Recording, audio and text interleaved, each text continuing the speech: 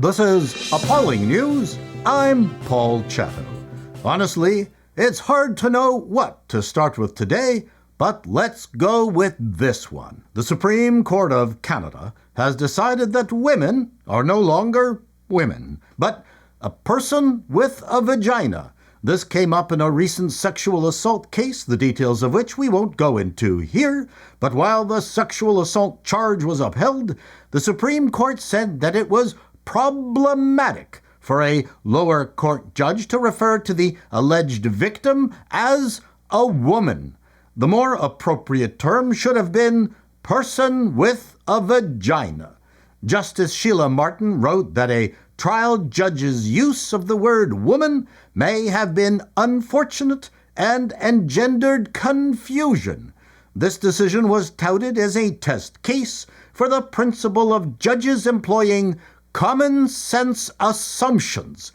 We're sorry, Sheila, but the only person that's lacking common sense is you. Ironically, this woman judge was a recipient of the YWCA's Advancement of Women Award in 2018. Perhaps it's time to change the logo. Here is a recent picture of all the Supreme Court's diversity hires celebrating International Day of Women Judges. Why wasn't it called International Day of Persons with a Vagina's Judges?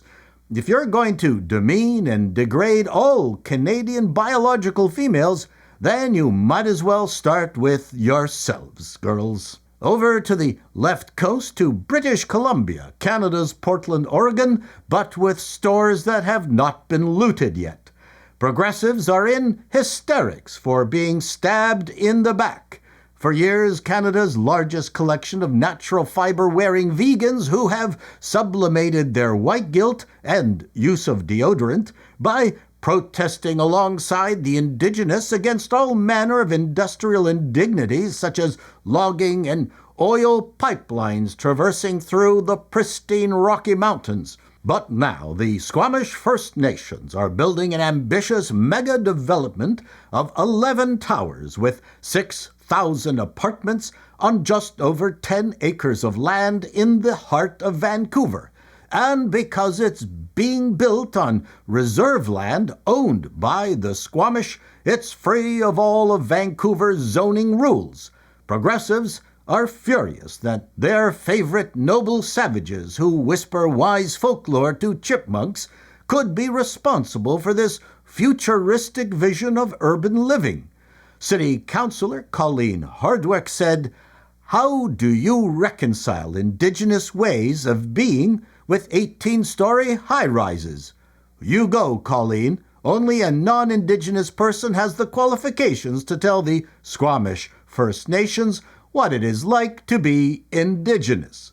Let's not forget that almost every major city in Canada was built on top of Indigenous communities. Progressives are yelling, but what about the cedar longhouses? Sorry, lefties, but they have been replaced by concrete and glass, and unlike you, the Squamish First Nations live in the 21st century. It looks like being liberal is associated with higher levels of mental health problems. Pew Research found that liberal women are about 10 times more likely to have been diagnosed with a mental health condition by age 30 than conservative and moderate men have been by age 65, and about 2.5 times more likely than conservative women in their same age cohort. Of course, this hypothesis dates back to 2020, and hysterical liberal women in the media have refused to report on it for reasons we can't imagine. We certainly haven't seen it on The View.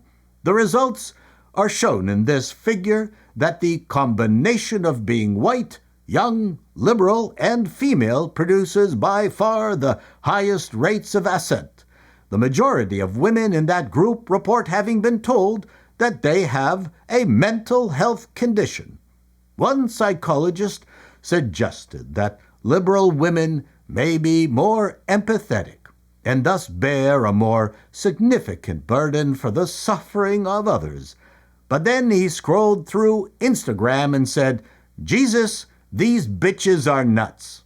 Men and women make unique partnerships. We live longer when we find someone we love. But one thing this reporter has learned after 40 years of marriage: men are stupid and women are crazy.